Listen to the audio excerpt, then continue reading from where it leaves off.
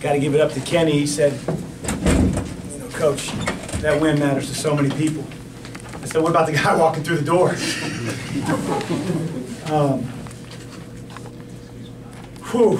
Really, really tough game. Really hard-fought game. And you have so much respect for the opponent coming in.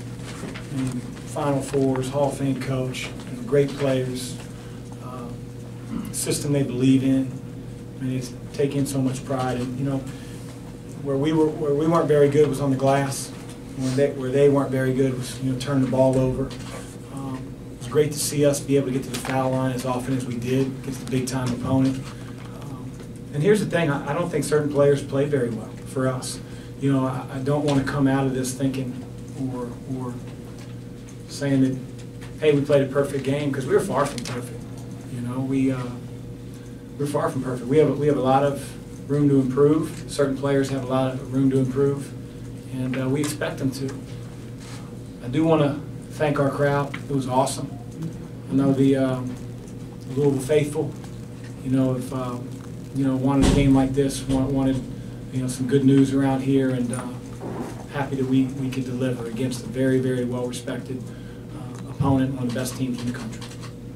Chris, what does this, after the last week and what this team has been through, what the last year, what does this mean for them? It's early in the year, but momentum-wise. Yeah, that's who I'm most happy for, just the guys in the locker room.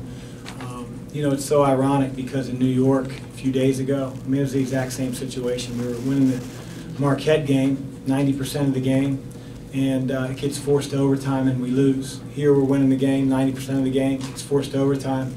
And, you know, we didn't let those negative thoughts creep in our mind. I'm sure they were there, but you know, we were tough enough and showed the fortitude to get the job done against a really good team.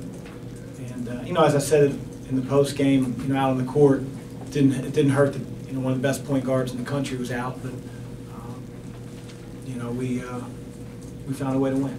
Coach, off that point, Cassius Winston was out. Large stretch of the game there. You forced 18 points off turnovers, and the crowd was just ready to blow the roof off tonight. Talk about those. Yeah, I think that it's their first true road game. I know they were in Las Vegas just like we were in New York, but you know, from my understanding, they had more fans than anybody. So it's a tough challenge. You know, we'll have our first one coming up on Saturday, and you know, it's been their Achilles heel to date. You know, knowing Coach Izzo and how his teams improve, they'll get that shored up. And we weren't coming in with a game plan to turn them over.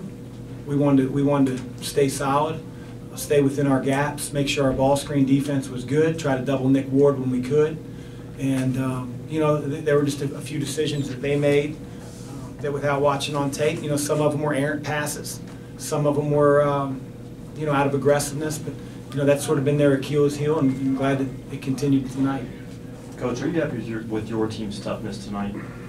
Yeah, I mean, I'm not pleased about the 17 rebound differential. That's you know, arguably a top 5 offensive rebounding team every year.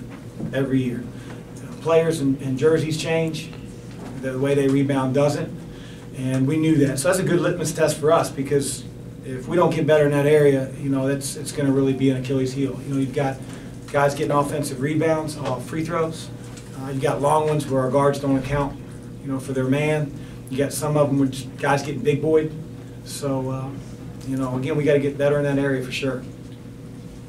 What do you think accounts for Ryan McMahon's ability to get to the free throw line, and particularly 7 seconds left, he's double teamed on the inbounds, he manages to get the ball? He's not a real athletic guy, but he manages to. He's got a hell of a coach drawing up some plays. No, he's savvy, Tim.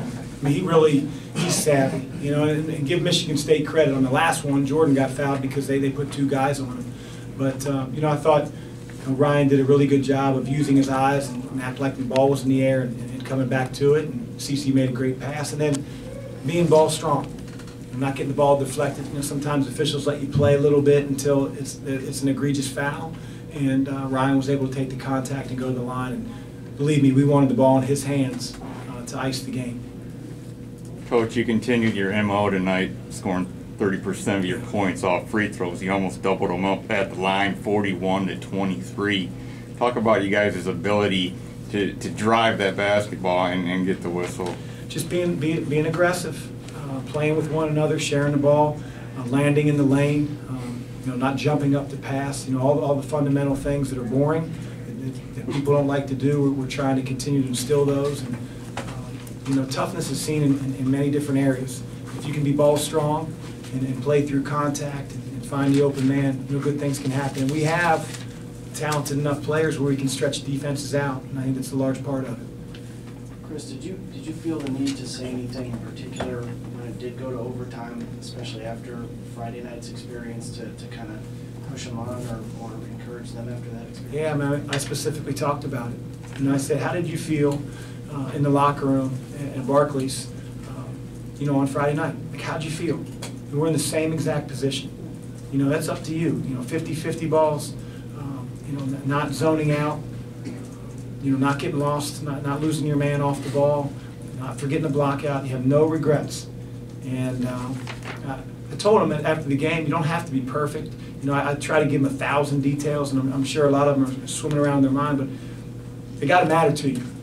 And without watching the film, I thought those details, those small little things, an angle of a screen, coming to meet your pass, in winning time, we executed those things.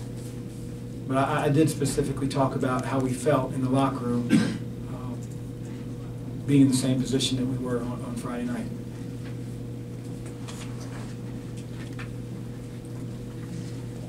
Coach, then you walk off the court, saw you do like a little shimmy, I guess, in celebration. So going into the locker room, I guess what was that like to kind of have a moment after a win like this? That was a great feeling. I got my family right behind the bench, and that was for my daughter Haley. She, we got dance contest at home, so I thought I'd show her what I got in public, and that's probably the last time I'll ever do that. But just excited, and I was excited for our fans because I know that they came out in droves tonight. They were awesome down the stretch. Some of those pressure free throws that Michigan State couldn't quite get in at the end, could ice the game possibly.